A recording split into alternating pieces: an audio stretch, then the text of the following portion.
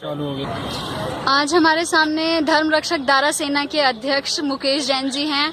मुकेश जैन जी से मैं ये जानना चाहूंगी कि धर्म रक्षक दारा सेना संस्था जो है इसका उद्देश्य क्या है। देखिए, धर्म रक्षक श्री दारा सेना की स्थापना उस समय हुई थी जब हमारे धर्म रक्षक श्री दारा सिंह ने ओडिशा पुलिस ने गिरफ्तार किया था। और उनको गिरफ्तार इसलिए किया गया था कि उन्होंने ग्राहम स्टैंस नाम के एक अंग्रेज पादरी और उसके 2 बच्चों को जिंदा जलाकर मारकर धर्म की रक्षा की थी। ये आज भारत में जितने भी पादरी लोग लगे हुए हैं ये सब CIA के जरिए काम कर रहे हैं। ये CIA के एजेंट है और इनका एक ही लक्ष्य है कि पूर्वी और पूर्वोत्तर भारत को काटकर एक अलग ईसाई देश बनाने का CIA का 2050 का प्लानिंग है। और जिसके लिए ये ग्राहम स्टैम्प जैसे पादरी और उनके बच्चे ये सब लगे हुए हैं। आज अभी हाल ही की बात मैं बताना चाहता हूँ आपकी कि छत्तीसगढ़ में एक छोटा सा पर्वत है आधा किलोमीटर ऊंचा, उसमें गणेश जी की 10वीं शताब्दी की मूर्ति है। उसको वहाँ के जो नक्सली ईसाई आतंकवादी हैं उन्होंने उस मंदिर को तोड़ा, मूर्तियों गिरा दी। उससे पहले शिव पार्वती की मूर्ति भी चोरी की गई वहाँ पे। ये सबके सब लोग हिंदू धर्म का खात्मा करने की कोशिश कर रहे हैं। और इनका जो लक्ष्य है कि 2050 तक पूर्वी और पूर्वोत्तर भारत को काट के एक ईसाई देश बनाया जाए। ये सारे पादरी, चाहे वो नागालैंड के पादरी हो चाहे मिजोरम के पादरी हो, वहाँ ये जबरन लोगों को ईसाई बना रहे हैं। उसके खिलाफ दारा सेना खड़ी हुई है। जी, तो आपके अनुसार अगर हिंदूवादी लोगों की अगर खतरा है तो उसका एकमात्र जिम्मेदार जो है वो सिर्फ CIA जो आप बता रहे हैं वो, या फिर ईसाईवादी रीतियां हैं। बिल्कुल जी, सबसे बड़ा। तो मेरा आपसे ये सवाल है, इस पे आप इस चीज को मानते हैं? मेरा सवाल आप पे इस पे है कि क्या हिंदुत्व के लिए सिर्फ ईसाईवादी रीतियां ही जिम्मेदार हैं? उसके लिए आप एक JNU का मामला ले लीजिए। JNU में अक्सर देशद्रोही बातें होती रहती हैं। अगर JNU को अगर साफ शब्दों में ये कहा जाए कि देशद्रोही संस्था है, जैसे जवाहरलाल नेहरू यूनिवर्सिटी हटा के और उसे सिर्फ ये कहा जाए कि देशद्रोहियों की एक यूनिवर्सिटी बच गई है, अश्लीलता से लेके हर गंदी हरकतों में हमेशा ये चर्चा में बनी रहती है, तो आप उसके खिलाफ क्या बोलना चाहते हैं? क्या इन सब चीजों का जिम्मेदार भी ईसाई हैं? JNU के हाँ। JNU के अंदर चाहे जितने प्रोफेसर हैं और उनके छात्रों का जितना बड़ा गिरोह है, ये सब इनकी फंडिंग CIA से हो रही है।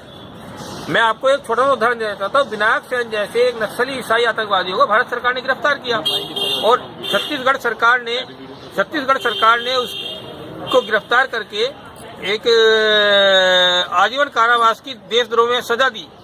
उसके समर्थन में JNU के बहुत बड़े प्रोफेसरों का एक गिरोह और छात्रों का गिरोह सक्रिय हुआ। इन सबको जो जितनी फंडिंग मिल रही है ये सारा JNU पूरा का पूरा CIA का गढ़ है, ईसाई मिशनरियों का गढ़ है, ईसाई आतंकवादियों का गढ़ है, नक्सली आतंकवादियों का गढ़ है। यहाँ जिस समय हमारे 76 सैनिक मारे गए थे, ईसाई आतंकवादियों ने छत्तीसगढ़ में 76 सैनिक मारे थे, उस समय भी JNU में घी के दिए जलाए गए थे और वहाँ के छात्रों ने उसका समर्थन किया था। ये सारा का सारा, चाहे JNU गिरोह, चाहे अरविंद केजरीवाल का गिरोह, चाहे मनीष सिसोदिया का गिरोह, चाहे अग्निवेश का गिरोह, ये एक बहुत बड़ा गिरोह, पर जिसमें प्रशांत भूषण, अरुंधति राय और आपके AP शाह, राजीव सख्तर जैसे जज, राजेंद्र सख्तर जैसे जज लगे हुए हैं। ये पूरा का पूरा गिरोह इस देश की आतंकवादी ताकतें और CIA की ताकतों को के पीछे चल रहा है, जिसका एकमात्र मकसद इस देश को एक ईसाई देश बनाना है। जैसे इन्होंने हाल ही में दक्षिणी सूडान नाम का एक ईसाई देश सूडान को काटकर बनाया, इसी और पूर्वी तिमोर नाम का ईसाई देश इंडोनेशिया को काट के बना, दक्षिणी सूडान नाम का ये ईसाई देश बना है। ये 10 लाख मुसलमानों की लाशों पर बना है। इनका एक ही लक्ष्य है, हिंदुस्तान के हिंदू और मुसलमानों को मारकर, मंदिर मस्जिदों को तोड़कर एक ईसाई देश बनाना। अभी हाल ही में असम में वहाँ के मुसलमानों को मार मार के भगाया गया बोडो ईसाई आतंकवादियों ने। ये सारी की सारी ताकतें, देशद्रोही ताकतें, यहाँ के हिंदू और मुसलमानों को मारकर एक ईसाई देश बनाने में लगी हुई है, जिसकी तरफ इस देश के जो हिंदुत्व के झंडा लिए हुए हैं उनका ध्यान बिल्कुल भी नहीं है। और वो इस आतंकवाद को माओवादी आतंकवाद, चीन का आतंकवाद बताकर इस देश की जनता को, इस देश के हिंदू समाज को गुमराह कर रहे हैं। इस सब के पीछे एक ही कारण है, अमेरिका का आतंकवाद। जी, मेरा अब आपसे दूसरा सवाल यह है कि JNU के देशद्रोही आरोपी कन्हैया कुमार को समर्थन देते हुए राहुल गांधी के ऊपर क्या कार्यवाही होनी चाहिए? जैसा कि कन्हैया जो है वो पाकिस्तान जिंदाबाद, देशद्रोही की अक्सर इतनी घटनाएं होती है जिसको न्यायालय में भी उसको देशद्रोही घोषित कर दिया गया। उसके बावजूद राहुल गांधी कन्हैया से मिलने के लिए जाते हैं। आप उनके लिए उनके ऊपर क्या कार्यवाही होनी चाहिए? मतलब कि ये घटना आगे भी ना बढ़े। कोई हमारा नेता जिसे हम चुन रहे हैं वो खुद एक देशद्रोही से मिलने जा रहा है, तो उसके खिलाफ आप क्या कहना चाहते हैं? मिलने खाली राजीव गांधी नहीं गया, उसके समर्थन में उसके राहुल गांधी नहीं गया, उसके समर्थन में अरविंद केजरीवाल जैसा देशद्रोही भी खड़ा हुआ है। ये पूरा का पूरा एक गैंग है। आज की तारीख में आपको राहुल गांधी को आपने किसी मंदिर में माथा टेकते नहीं देखा, किंतु वो चर्च में, केजरीवाल को किसी मंदिर में माथा टेकते नहीं देखा, किंतु 25 दिसंबर को ये चर्च में माथा टेकने जाते हैं। सोनिया गांधी ने राहुल गांधी और प्रियंका गांधी का जो बटेरा है ये ईसाई है। इन लोगों ने ईसाइयत कबूल कर ली है। ये इस देश को एक ईसाई देश बनाने में लगे हुए हैं। कन्हैया कुमार जैसे नक्सली, आतंकवादी, देशद्रोही, ये सब कोई हिंदुत्व नहीं मानते, ये सब ईसाइयत को मानते हैं, एक ईसाइयत के अधर्म को मानते हैं और इनका एकमात्र लक्ष्य इस देश को खंडित करना है।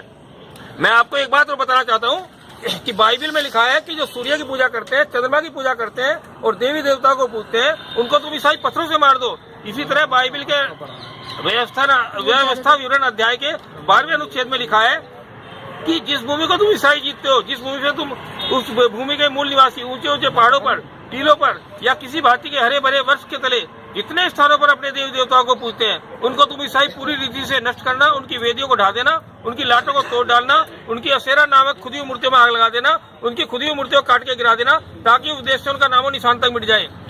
ये सारी की सारी ताकतें इस देश के धर्म और संस्कृति को नष्ट करने में लगी हुई है और इन गद्दारों को जितनी जल्दी खत्म किया जाए वो तभी इस देश का भला हो सकता है। क्या कांग्रेस में ये राहुल गांधी से अच्छा कोई नेता नहीं है जिसे वो आगे बढ़ाएं?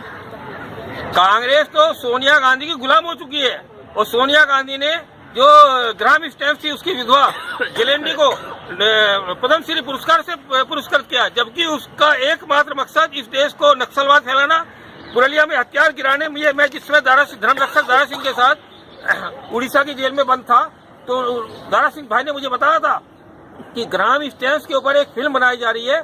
ग्राम स्टैम्प एक यात्रा मनोहरपुर से लेकर पुरलिया तक। ये ग्राम स्टैम्प वो हत्यारा था, वो आतंकवादी था जिसने पुरलिया में हवाई जहाज से अस्त्र गिरवाए थे।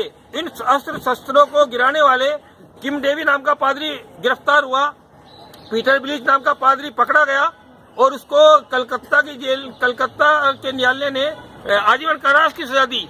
किंतु इन हत्यारों को जो उठाने वाला था वो आज तक उसका कहीं नाम नहीं। दारा भाई ने मुझे बताया था कि मैंने ग्राम स्टैम्प नाम के शैतान को इसलिए मारा कि इसने हमारे सैनिकों को मारने के लिए पुरलिया में हथियार गिराए थे और उन हथियारों को उठाने की कोशिश की थी। जी, क्या आप देश को हिंदू राष्ट्र घोषित करने के पक्ष में हैं या नहीं?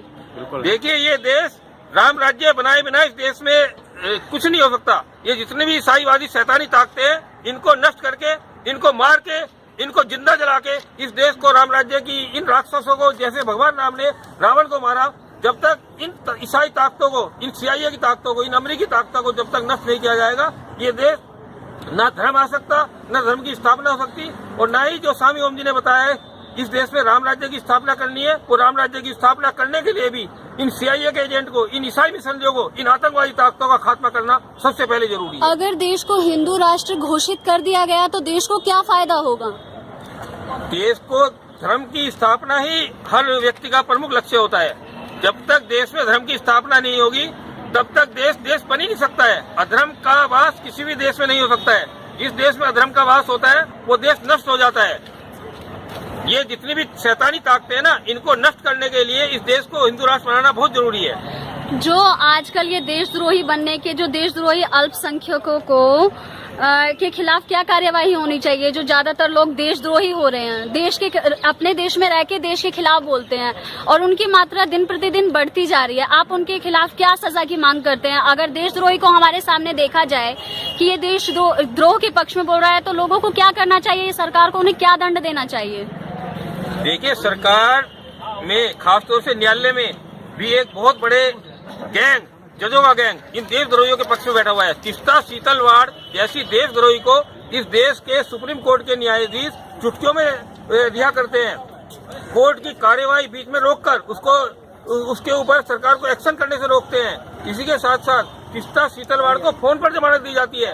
इस देश का एक जजों का गिरोह भी बहुत बड़ा देशद्रोही हो चुका है और इन सबको प्रशांत भूषण, इंदिरा जयसिंह जैसे वकील इन जजों की दलाली करते हैं और सीआईए का पैसा जजों तक 100 करोड़ रुपए की रिश्वत में पहुंचाते हैं। सबसे पहले तो इस सुप्रीम कोर्ट के और हाई कोर्ट के इन जजों को जो देशद्रोह में शामिल है, नक्सली आतंकवादियों को जिन्होंने आज तक कोई सजा नहीं दी, विनायक सैन जैसे दुर्दांत हत्यारों को छोड़ा है, इन जजों को सबसे पहले ठीक करना पड़ेगा और इन जजों को इनके देशद्रोह की सबसे पहले सजा देकर, और देशद्रोह की एक ही सजा है जो हर आदमी जानता है, इन जजों को देनी पड़ेगी। उसके बाद ये देश आगे बढ़ेगा। जी, मेरा आपसे अंतिम सवाल ये है कि जैसे आप हर समय बताते हैं कि जो शुरू से जो देश में मतलब धर्म रहा है वो एक हिंदू धर्म था और धर्मांतरण के जरिए अलग अलग धर्मों की सृष्टि हुई है, तो मैं ये चाहती हूँ कि अगर हिंदुओं को बढ़ाना है तो धर्मांतरण कैसे करवाया जाए, मतलब हिंदुओं को कैसे बढ़ाया जाए, कैसे बदलवाया जाए उनको धर्म की। वो हिंदू थे, अब मुसलमान किसी को जाके ये कहेंगे कि भाई तुम हिंदू थे, वो हिंदू बन जाए, तो क्या ये संभव है? देखिए, धर्म तो केवल हिंदू धर्म है, बाकी सब तो अधर्म का जमावड़ा है और हिंदू का सबसे पहला कर्तव्य है वो अधर्म से लड़े। मनुस्मृति में भी कहा, धर्मो रक्षति रक्षित है, धर्मो हतो हंति। धर्म की रक्षा करने से आपकी रक्षा होगी। और ए हिंदुओं, यदि तुमने अधर्म का नाश नहीं किया तो तुम्हारा नाश निश्चित है। ईसाइयत एक अधर्म है।